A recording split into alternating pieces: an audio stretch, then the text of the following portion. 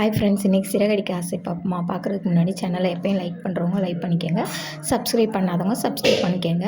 நம்ம ரோஹிணி வந்து இங்கே 5 லட்சத்தை கொடுத்து சிந்தாமணி அம்மாட்ட சொல்கிறாங்க, 5 லட்சம் தான் என்கிட்ட இருக்குது, 10 லட்சம் என்னால் பெரட்ட முடியல, எனக்கு ஏதாவது உதவி பண்ணுங்க அப்படின்னு சொல்லி, சரி நான் அவர்கிட்ட பேசி கேஸை வாபஸ் வாங்க சொல்கிறேன் அப்படின்னு சொல்கிறாங்க.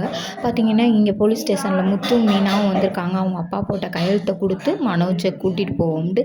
அதுக்கு முன்னாடி ரோஹிணி உள்ளே வந்திருக்காங்க. இவர் வராரு, நான் வந்து கேஸை வாபஸ் வாங்கினேன். இல்லை நீங்கள் தானே வாபஸ் வாங்கலைன்னு சொல்லி கேஸ் கொடுத்தீங்க. இல்லை பாவம் மனோஜ்காண்டி மனோஜ் ஒய்ஃப் ரொம்ப எஃபெக்ட் போட்டு ரொம்ப கஷ்டப்படுறாங்க, பாவமாக இருக்குது.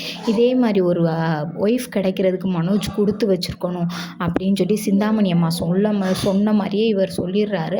அதே மாதிரி மனோஜோட குணமும் மாறிடுது. மனோஜுக்கு இப்போ ஃபுல்லுமே என்ன தோணுதுன்னு பார்த்திங்கன்னா, ரோஹிணினால தான் நம்ம வெளியில் வந்தோம், ரோஹிணி இல்லைன்னா நம்ம இல்லை அப்படின்ற மாதிரி தோணுது. மனோஜ்கிட்ட வந்து மனோஜ் என்றைக்குமே நீ தான் என் உயிர், என்னோட உயிர் போகுமே ஒழிய உன்னிட்ட மேலே இருக்க பாசம் எனக்கு போகாது அப்படி இப்படின்னு சொல்லி ரோஹிணி சொல்கிறாங்க. இப்போ முத்து சொல்கிறாப்புல, என்ன மீனா இப்படிலாம் நடக்குது, என்ன பண்ணலாம் அப்படின்னு. சரிங்க நம்ம பார்த்துக்குவோம், நம்ம வீட்டில் போய் என்ன நடக்குதுன்னு பார்த்துக்குவோம் அப்படின்னு.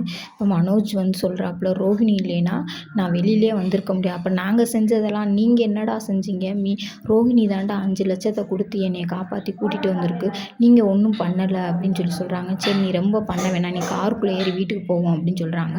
மனோஜும் காருக்குள்ளே ஏறுறாரு, வீட்டுக்கு வந்துடுறாங்க. வீட்டுக்கு வந்தோடனே பார்த்தீங்கன்னா அவங்க அம்மா ஆளாத்தி எடுக்கிறாங்க.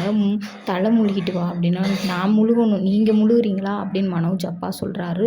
அப்புறம் பார்த்திங்கன்னா ரொம்ப கஷ்டப்பட்டு காலையிலேருந்து அலைஞ்சிருக்கோன்னு சொல்லி முத்தும் மீனாவும் சொல்கிறாங்க. நீங்கள் என்னடா செஞ்சீங்க, ரோஹிணி இல்லைன்னா நான் இந்த இடத்துக்கே வந்திருக்க முடியாது, ரோஹிணியிட்டு தான் நான் இந்த இடத்துக்கு வந்தேன் அப்படின்னு சொல்லிட்டு அவங்க அப்பா காலில் விழுந்து மன்னிப்பு கேட்க சொல்கிறாங்க. அவங்க அம்மா சரின்னு சொல்லி காலில் விழுகாமல் மன்னிச்சிருங்கப்பான்னு சொல்கிறாங்க.